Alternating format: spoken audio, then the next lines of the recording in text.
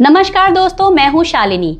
देवभूमि उत्तराखंड में अभी 2027 के चुनावी समर में वक्त है, लेकिन सियासी पारा अभी से उबलने लगा है। छठी विधानसभा के लिए बिसात बिछ चुकी है।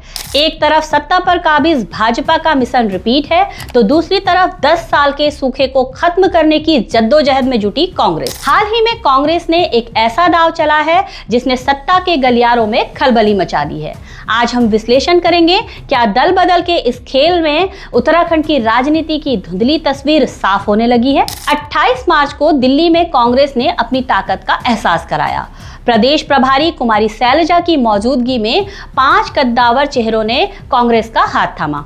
राजकुमार ठुकराल रुद्रपुर के पूर्व भाजपा विधायक, नारायण पाल सितारगंज के पूर्व बसपा विधायक, भीमलाल आर्य घनसाली के पूर्व भाजपा विधायक, अनुज गुप्ता मसूरी के पूर्व पालिका अध्यक्ष और गौरव गोयल रुड़की के पूर्व मेयर।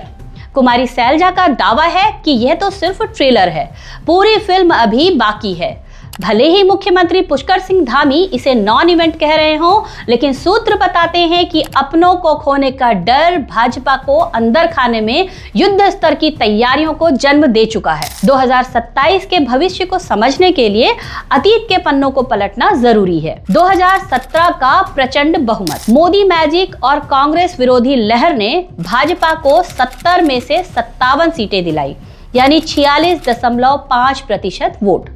हरीश रावत अपनी दोनों सीटें हार गए और कांग्रेस महज 11 पर सिमट गई। 2022 का मिथक टूटना, उत्तराखंड के इतिहास में पहली बार किसी दल ने सत्ता वापसी की।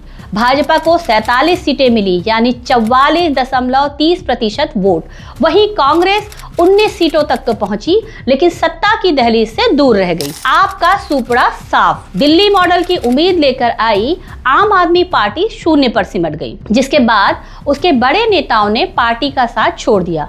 पिछले 2 चुनावों में भाजपा प्रचंड रही, लेकिन 2027 की राह इतनी आसान नहीं। विपक्ष के पास इस बार सरकार को घेरने के लिए तीखे तीर हैं। अंकिता भंडारी हत्याकांड, जिसने कानून व्यवस्था पर गंभीर सवाल उठाए, भर्ती घोटाले और पेपर लीक, युवाओं में गहरा रोष, स्वास्थ्य और खनन, बुनियादी सुविधाओं और प्राकृतिक संसाधनों के दोहन पर उठते सवाल। क्या कांग्रेस इन मुद्दों को वोट में बदल पाएगी? सबसे बड़ी चुनौती कांग्रेस की अपनी अंदरूनी गुटबाजी है।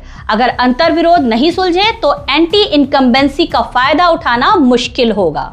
उत्तराखंड की राजनीति में तीसरा कोण हमेशा दिलचस्प रहा है। बसपा 2022 में 2 सीटें जीतकर अपनी मौजूदगी दर्ज करवाई, लेकिन वोट प्रतिशत 7% से घटकर 4.82% ही रह गया। उत्तराखंड क्रांति दल, क्षेत्रीय अस्मिता की बात करने वाला दल, अब युवा नेतृत्व के भरोसे है। उम्मीद है कि इस बार प्रदर्शन सुधरेगा, लेकिन क्या वे किंगमेकर बन पाएंगे? फिलहाल इसकी गुंजाइश कम दिखती है। वाम दल और आम आदमी पार्टी के लिए फिलहाल दिल्ली अभी दूर है। कुल मिलाकर 2027 की लड़ाई फिर से भाजपा बनाम कांग्रेस के सीधे मुकाबले की ओर बढ़ रही है। भाजपा के पास मजबूत सांगठनिक ढांचा और सत्ता का रसूख है, तो कांग्रेस के पास इस वक्त दल बदल से मिली मनोवैज्ञानिक बढ़त और सरकार के खिलाफ पनप रहा असंतोष है। असली तस्वीर तो टिकट के बंटवारे के बाद ही साफ होगी, लेकिन इतना तय है कि देवभूमि का ये चुनावी समर इस बार कांटे का होने वाला है। तो दोस्तों, क्या है आपकी राय? आप हमें कमेंट करके बताइए। जुड़े रहिए अनसुनी आवाज के साथ। आप हमें फेसबुक पर फॉलो कीजिए और यूट्यूब पर आप हमें सब्सक्राइब कर सकते हैं। बहुत बहुत शुक्रिया, धन्यवाद, नमस्कार।